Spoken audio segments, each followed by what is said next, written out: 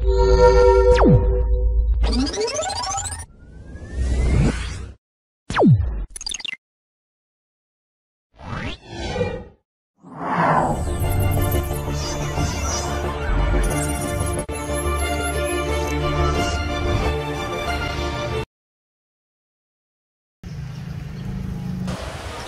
assalamualaikum warahmatullahi wabarakatuh.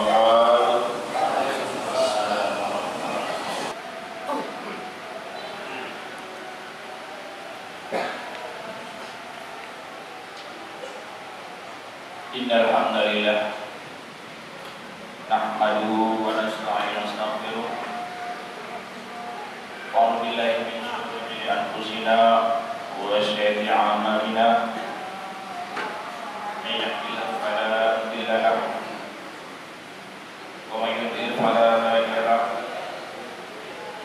Asyhadu an la ilaha illallah wahdahu la syarika lah wa asyhadu anna Muhammadan abduhu wa rasuluhu la nabiyya ba'dah.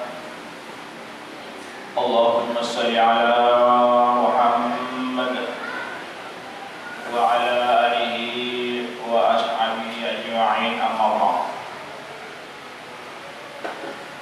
Qala ta'ala fil karim, a'udzu billahi minasy syaithanir rajim. Ya ayyuhalladzina taqullaha haqqa tuqatih wa la tamutunna wa illa antum muslimun. Ya ayyuhalladzina amanu kutiba 'alaikumusiyam kama kutiba 'alal ladzina min qablikum la'allakum tattaqun. Qala Rasulullah sallallahu alaihi wasallam, fa inna ashabal hadisi kitabullah wa khairul hadi hadi Muhammadin sallallahu alaihi wasallam wa syarrul umuri muhdatsatuha wa kullu muhdatsatin bid'ah wa kullu bid'atin dhalalah wa kullu dhalalatin finnar, amma ba'd. Masyaallah muslimin jamaah salat Jumat jadi Asmaul Husna rahmatullah. Puji syukur kita panjatkan kepada Allah Subhanahu wa taala atas segala nikmat karunia yang tak terhingga dilimpahkan kepada kita, hingga pada siang hari ini kita masih diberikan kekuatan dan kesehatan untuk bisa melaksanakan segala perintahnya. Khususnya saat ini kita bisa bersama-sama melaksanakan sholat Jumat bersama dan ibadah lainnya seperti ibadah saum yang sedang kita jalani. Semoga kesehatan dan kekuatan ini terus Allah berikan sampai kita menuntaskan ibadah saum dan ibadah lainnya di Ramadan sampai tuntas paripurna. Amin ya rabbal alamin.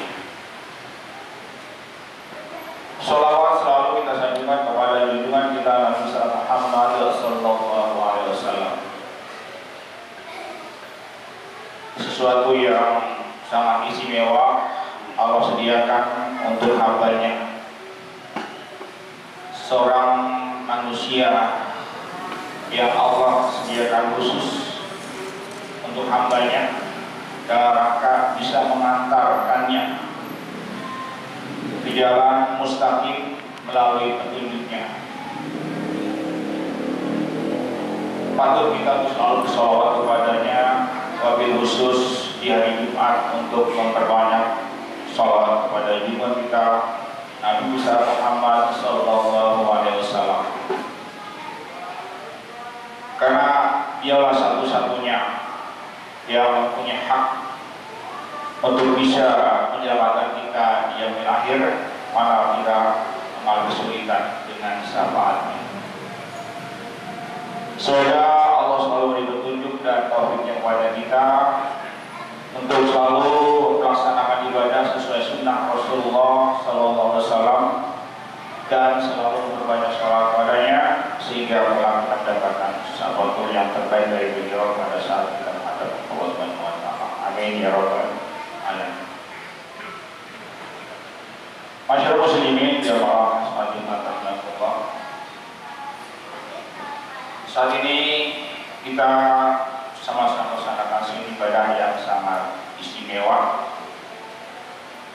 Karena memang Ramadan adalah satu-satunya bulan yang sangat istimewa dibandingkan dengan bulan-bulan yang lain.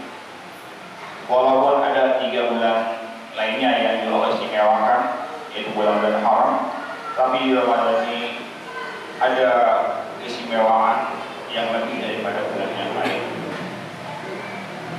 Karena bulan ini Allah menunjukkan rasa kasih dan sayangnya teramat tinggi, memberikan kemuliaan yang berbeda kepada hambanya.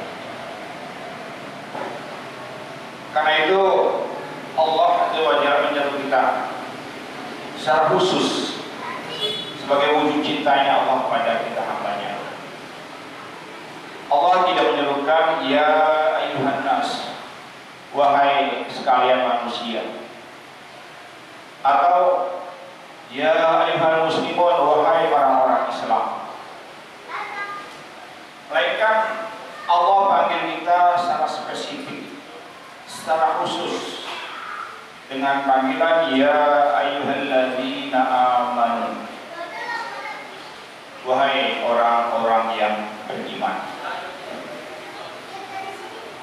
Panggilan Allah ini dikhususkan kepada orang-orang yang betul-betul tawadhu, tunduk kepada Allah Subhanahu wa taala, yang betul-betul patuh kepada Allah Subhanahu wa taala, yang betul-betul mentaati Allah Subhanahu wa taala.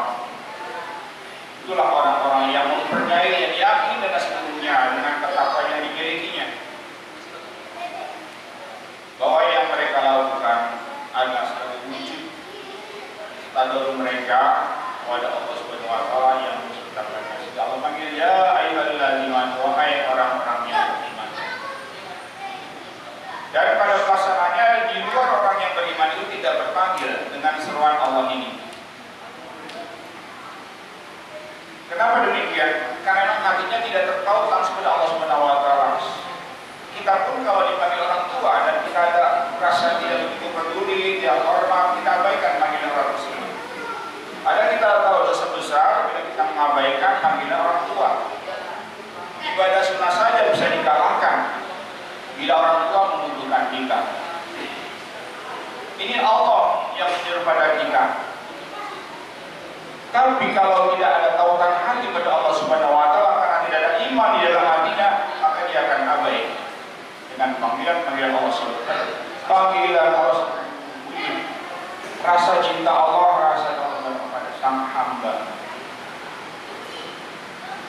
Maka kemudian yang terpanggil dengan sebenarnya hanya orang-orang yang betul-betul beriman dan bertakwa, sehingga dia bisa melaksanakan, sehingga dia bisa mewujudkan apa yang seharusnya dia lakukan sebagai seorang hamba yang menyadari bahwa keberadaannya semata-mata karena Allah Subhanahu wa taala menyayangi dirinya. Sehingga sangat naif kalau seorang hamba yang sudah disayangi Allah Subhanahu wa taala kemudian dia abai dengan yang menyayangi dirinya.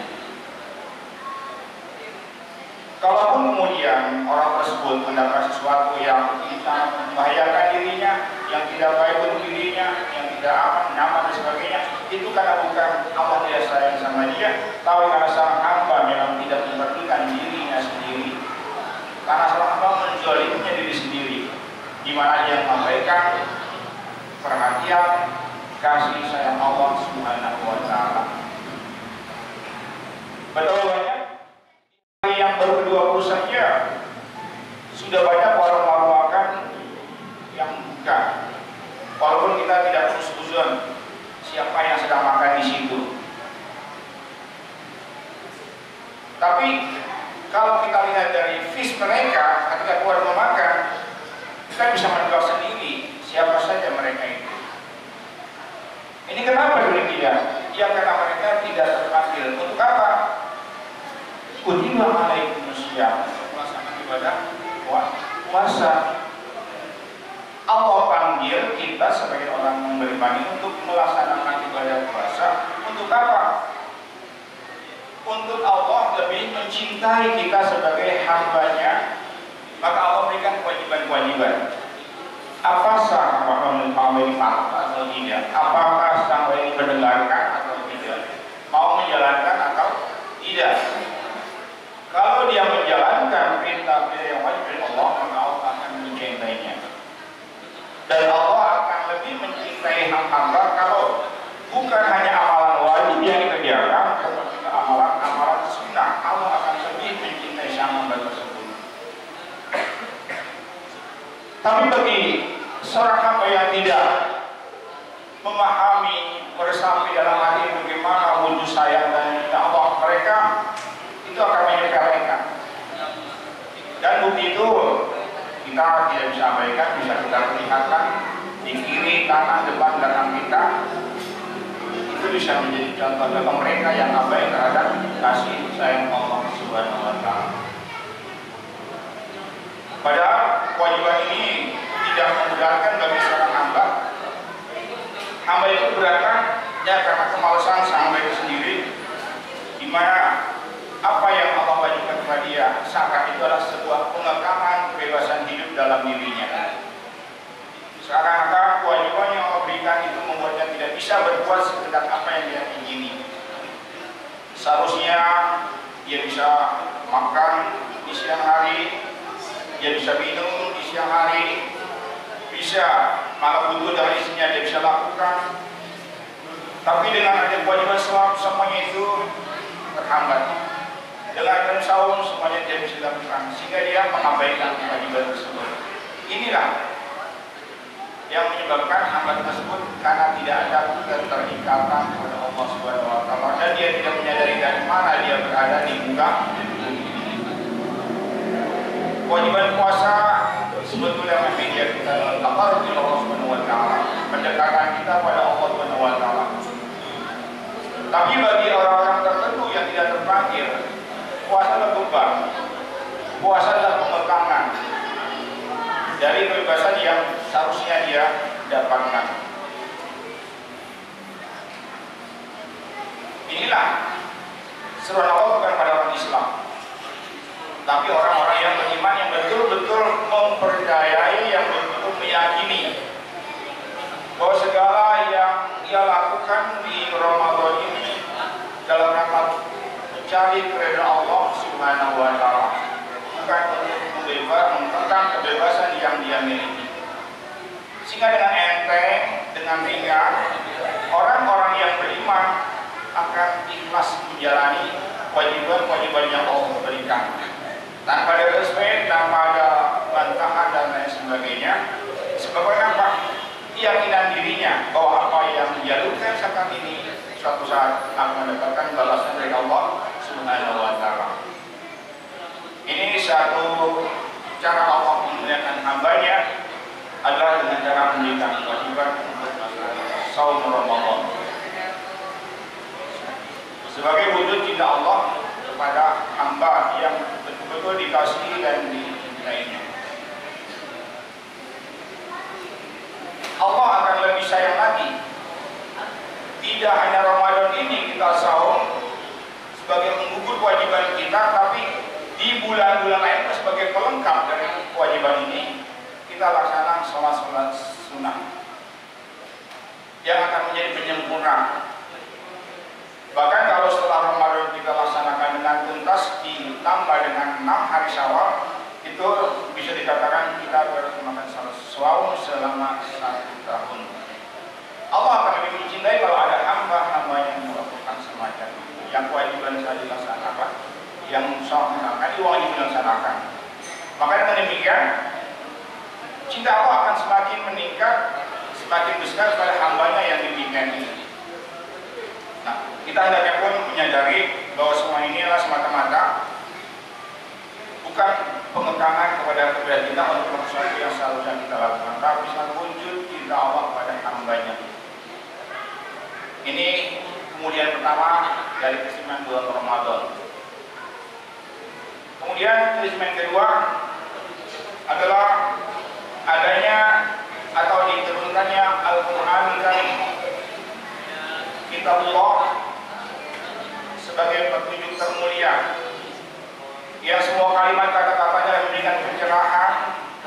siapapun yang menjadikan Al-Quran itu sebagai pedoman dalam hidupnya. Al-Quran yang Allah turunkan di bulan Ramadan, dengan itu memberikan kesempatan kepada kita untuk lebih mendalami di bulan Ramadan terhadap kitab suci yang kita jadikan sebagai pedoman. Di mana Al-Quran yang mungkin di bulan-bulan lain biasa-biasa saja untuk orang biasa, tapi hendaknya di bulan Ramadan Al-Quran adalah sesuatu yang sangat istimewa, khususnya bagi orang-orang yang juga istimewa. Yang orang biasa-biasa hendaknya di bulan Ramadan harus bersikap istimewa kepada Al-Quranul Karim yang Allah turunkan di bulan Ramadan. Yang umum biasanya memperingati nuzul Quran pada tanggal 17 Ramadan. Wallahu alam, masih diragukan Al-Quran turun di 17 Ramadan. Karena faktanya kemuliaan Al-Quran bukan di 17 Ramadan, tapi di 10 hari terakhir bulan Ramadan, tanggal 21, 23, 25, 27 atau 29. Di mana pada malam-malam tersebut Allah turunkan Al-Quran. Nah, ini terdapat dalam surat Al-Qadar. Inna anzalnahu fi lailatul qadar. Sehingga pada malam ini aku turunkan Al-Quran yang penuh dengan kemuliaan di 10 malam terakhir Ramadan, bukan di 17 Ramadan. Tapi kita nggak bahas masalah turunnya Al-Quran. Kita bahas keistimewaan dari Al-Quran tersebut. Apa kemuliaan yang Allah berikan dengan turunnya Al-Quran di malam Lailatul Qadar tersebut? Jawabannya ada di ayat yang keempat. Tanazzalul malaikatu wa ruh fiha. Pada malam itu Allah turunkan malaikat Jibril ke muka bumi untuk mengatur segala sesuatu yang ada di bumi, memberikan keistimewaan pada orang-orang yang pada malam turunnya Al-Quran tersebut dia sedang menjalankan ibadah kepada Allah Subhanahu wa Ta'ala dengan segala macam cara yang dia bisa lakukan. Bisa dengan dia berzikir, bisa dengan sholat yang wajib maupun yang sunnah, atau dia berdoa dengan doa yang juga istimewa, doa yang diminta ditanyakan oleh Ummul Mukminin Bunda Aisyah kepada Rasulullah, di mana ini menanya, ya Rasulullah, doa apa yang harus aku baca di malam Lailatul Qadar? Dan doa itu sangat singkat sekali. Allahumma inna ta'fun tuhubbul afwa. Kita dianjurkan malam itu jangan minta apa-apa, cukup minta maaf pada Allah yang Maha Pemaaf. Kalau Allah sudah memaafkan kita, apapun segala kekurangan yang ada kita dilupakan oleh Allah Subhanahu wa Ta'ala. Perbanyaklah doa itu di malam Lailatul Qadar. Walaupun ulama mengatakan boleh doa itu dibaca di waktu yang lain, namun teristimewa di malam-malam Lailatul Qadar. Kapan itu? Wallahu a'lam.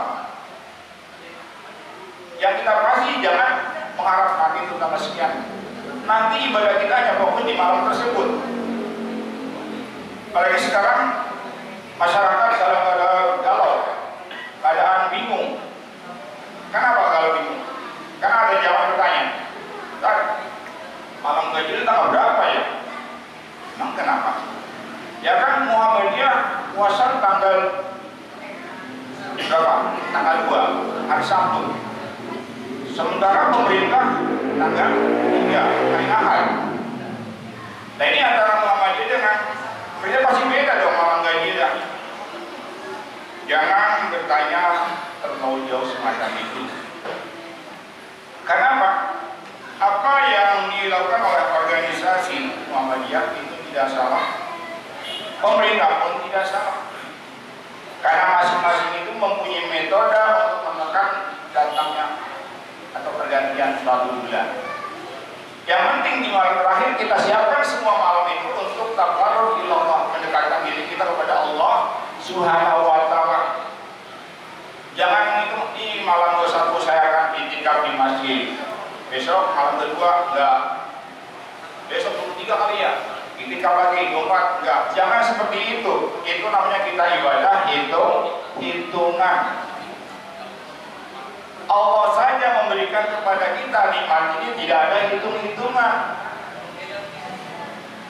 Bangun tidur saja Allah sudah siapkan oksigen dengan jumlah yang tak terhingga, sehingga kita menghirupnya dan bisa nikmati kehidupan kembali. Maka bersyukurlah dan mengucap alhamdulillahilladzi dan selanjutnya. Nah, ini hanya untuk ibadah. Malam kita harus hitung-hitungan. Saya mau itikaf di malam ini sajalah. Mungkin akan turun Lailatul Qadar. Kalau enggak, besok. Sementara di malam kita enggak. Jangan begitu kita dalam firman Allah. Apa? Allah kan katakan dalam Al-Quran surat Al-Baqarah 148. Fastabiqul khairat. Berlomba-lomba di dalam mengejar suatu kebaikan. Jadi selama kita diberikan kesehatan, kekuatan, ayo kejar. Kapan lagi kita akan bertemu dengan Ramadan? Bisa jadi tahun depan kita sudah wafat. Jadikan Ramadan saat ini adalah Ramadan yang terakhir. Karena itu istilah Ramadan ini dengan amalia-amalia yang sebaik-baiknya, amalia yang Allah ridhoi, amal yang tidak akan membuat kita jadi sia-sia. Jadi di 10 malam hari terakhir isilah dengan semua amal ibadah. Bagaimana kalau saya sibuk? Sesibuk apapun ibadah tidak bisa ditinggalkan. Kalau dia tidak bisa ibadah baca Quran, diganti dengan zikir. Memang sebaik-baik zikir adalah membaca Al-Quran. Ada yang lebih baik lagi, kalimat la ilaha illallah. Itu bisa dibaca dalam situasi apapun, walaupun sambil kerja pun kita bisa berzikir. Kecuali ketika kita ada di WC atau kamar mandi. Karena kalau baca Quran kita harus diam di satu tempat, sholat diam di satu tempat. Tapi zikir nggak butuh tempat. Sambil tidur kita bisa berzikir, sambil bekerja kita bisa berzikir, sambil jalan naik kendaraan kita juga bisa berzikir. Jangan hanya la ilaha illallah, sempurnakan la ilaha illallah. Sembuhkan yang lain. Saya kata subhanallah walhamdulillah la ilaha illallah Allahu akbar.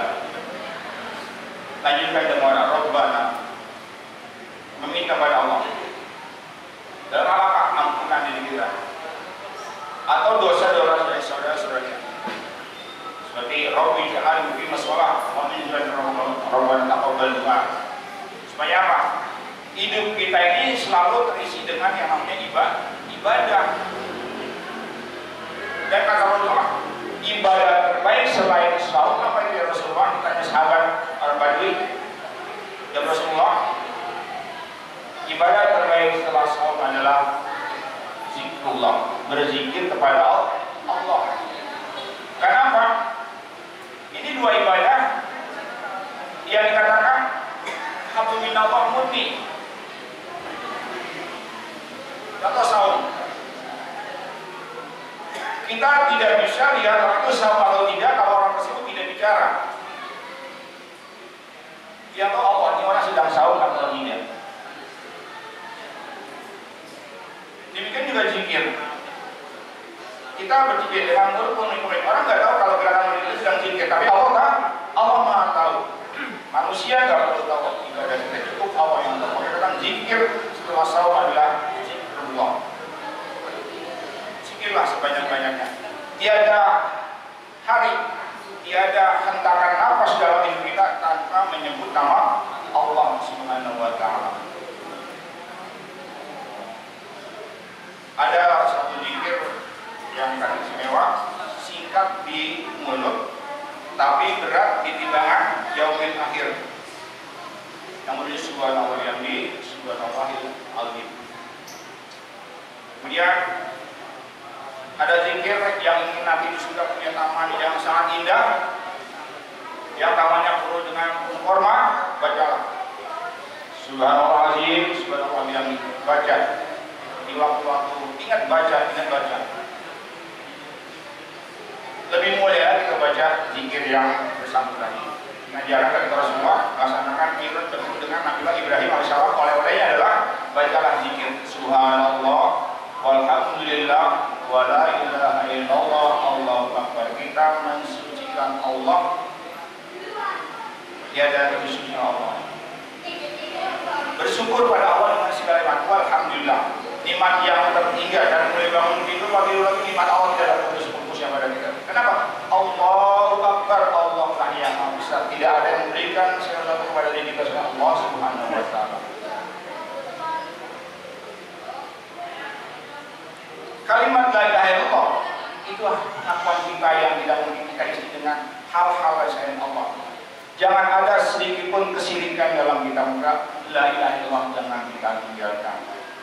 Setelah itu kita pasrah.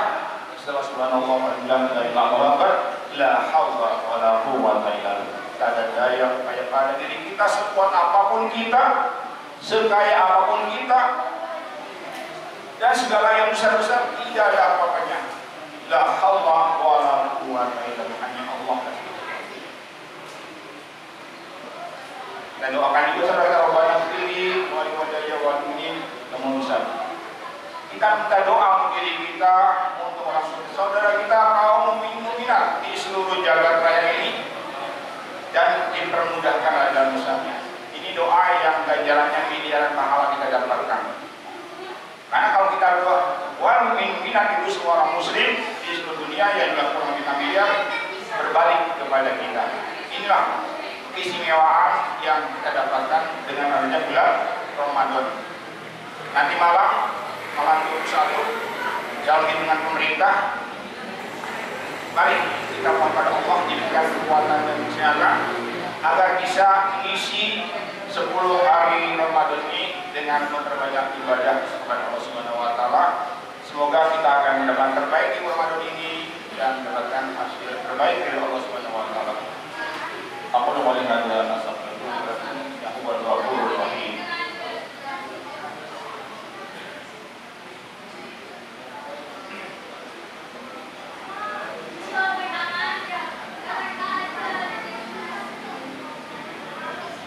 Innal hamdalillah hamdan katsiran wa tahmid kama yuhibbu rabbuna wa yarda.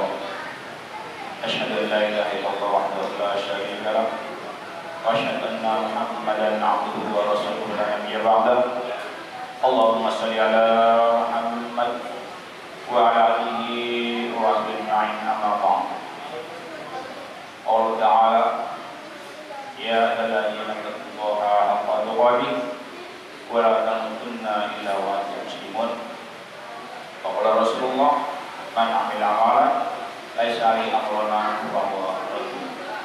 Masyarakat muslimin jamaah salat Allah, semoga kita semua yang hadir ini dimuliakan Allah Subhanahu wa taala, dijaga kesehatan kita untuk menuntaskan Ramadan dengan segala kegiatannya dengan secara paripurna. Amin ya rabbal alamin. Dan di huruf yang kedua ini sebagai pengingat untuk diri saya pribadi dan juga untuk jamaah sekalian, bahwa apa yang kita lakukan selama di bulan Ramadan dari awal sampai akhir hendaknya jamaah sekalian, hendaknya kita meniru, kita mencontoh, kita mentawadani apa yang dilakukan oleh Rasulullah Sallallahu Alaihi Wasallam. Agar kenapa? Agar semua amal ibadah kita yang kita kerjakan di bulan Ramadan dan juga bulan-bulan lainnya itu tidak menjadi amalan yang sia-sia.